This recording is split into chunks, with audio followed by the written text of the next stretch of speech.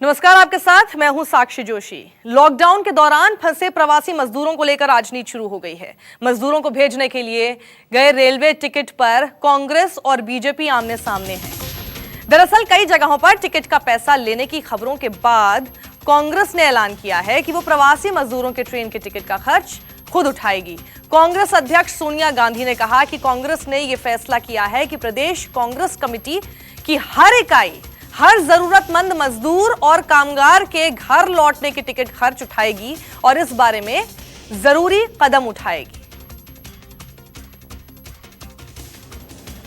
मुझे और हर साथी को यह देखकर और भी पीड़ा होती है कि संकट की इस घड़ी में भारत सरकार और रेल मंत्रालय घर वापस लौटने के लिए रेल यात्रा का किराया और स्पेशल चार्ज वसूल रहे हैं।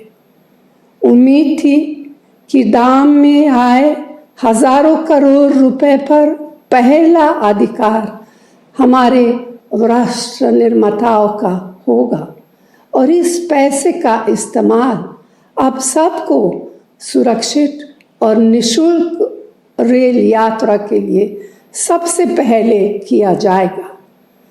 पीड़ा यह भी है कि ऐसा हुआ नहीं।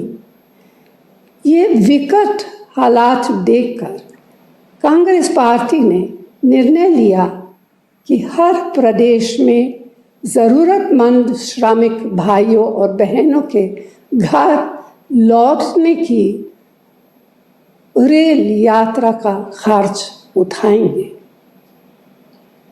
मैं उम्मीद करती हूँ कि आप सब जल्दी से जल्दी अपने प्रियजनों के पास पहुँच पाएंगे।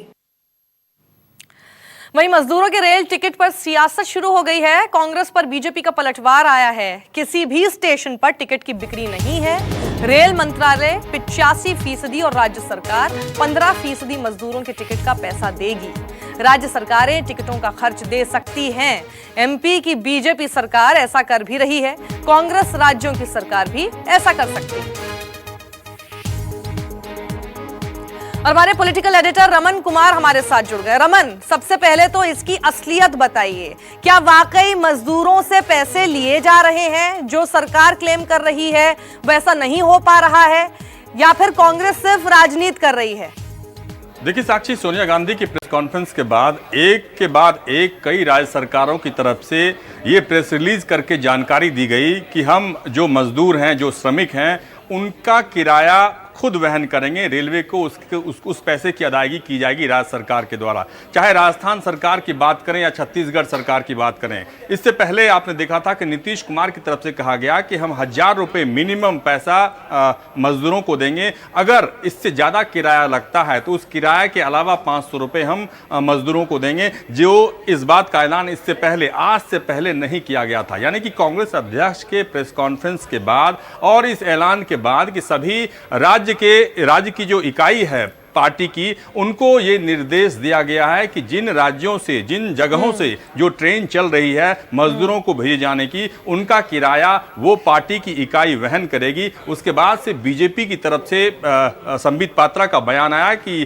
कांग्रेस पार्टी जानबूझकर इस मामले को उलझा रही है। इससे पहले भी केंद्र सरकार ही इसको वहन करती रही है। रेल मंत्रालय की तरफ से ये कहा गया कि एक सेकेंड आपने, क्योंकि अभी बिहार के मुख्यमंत्री नीतीश कुमार के बयान का जिक्र किया, सबसे पहले तो मैं अपने दर्शकों को वो सुनवा देती हूं। और फिर जिस तरह से संबित पात्रा कह रहे हैं कि उलझाने की कोशिश कर रहे हैं, तो हम जरा सुलझाने की भी कोशिश इसमें करते हैं। असलियत क्या है वो अपने दर्शकों को बताएंगे। सबसे पहले तो सीएम नीतीश कुमार ने क्या बोला वो सुनते हैं। जब वो निकलेंगे तो उस समय उनको जहां फंसे हुए थे जिस राज्य में, वहां से यहां आने में जितना भी पैसा लगा, रेल का भाड़ा या अन्य प्रकार से उनको पैसा लगा, वो और हम लोग जो क्वारंटाइन सेंटर पे सब तरह का इंतजाम किए, उनके रहने का, उनके भोजन का, आवासन का, उनके चिकित्सा का, सब कुछ देखने का, और जहाँ जहाँ भी क्वारंटाइन सेंटर बनाया गया है हम लोगों ने इंतजाम किया है, हमने निर्देश दिया है और इंतजाम किया। उसी हिसाब से वहाँ पर लोगों के स्नान के लिए,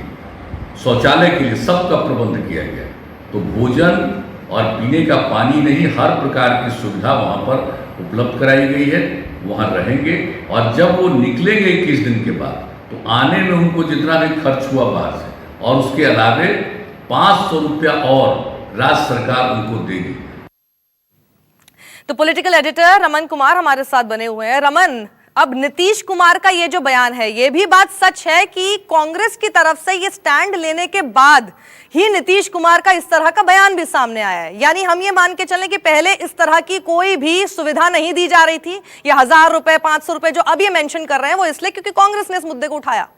साक्षी, इससे पहले राहुल गांधी की तरफ से सोनिया गांधी ने कई चिट्ठी प्रधानमंत्री नरेंद्र मोदी को लिखी। राहुल गांधी ने कई ट्वीट करके इन श्रमिकों के बारे में मुद्दा उठाया, और कांग्रेस पार्टी की प्रेस कॉन्फ्रेंस में ये मांग की गई कि श्रमिकों के जाने की पूरी जिम्मेदारी सरकार वहन करे, केंद्र सरकार वहन करे, और प्रधानमंत्री के पास कई ऐसे फंड हैं जिससे वो आसानी से इसे वहन कर सकती है। कोटा से छात्रों को लाने के बारे में बिहार सरकार पीछे रह गई थी, और बिहार सरकार को इस बात का मलाल था क्योंकि विपक्षी पार्टियों ने ये आरोप लगाया कि बाकी राज्य सरकारें, चाहे उत्तर प्रदेश की सरकार हो या बाकी छत्तीसगढ़ की सरकार हो, झारखंड की सरकार हो, वो अपने राज्य के छात्रों को ले आने में कामयाब रही, लेकिन अभी तक नीतीश कुमार ने इस बारे में फैसला नहीं किया। इसलिए नीतीश कुमार ने अब सोनिया गांधी के ऐलान के बाद उन्होंने ये बात कही कि हम जो मजदूर आ रहे हैं, जो श्रमिक आ रहे हैं, उनको जो टिकट का भाड़ा है उसके अलावा भी 500 रुपया देंगे। यानी कि आप कह सकते हैं कि सिर्फ बीजेपी और कांग्रेस की लड़ाई नहीं है, एक दबाव सोनिया गांधी के प्रेस कॉन्फ्रेंस के बाद सरकार पर, केंद्र सरकार पर और राज्य सरकारों पर आया है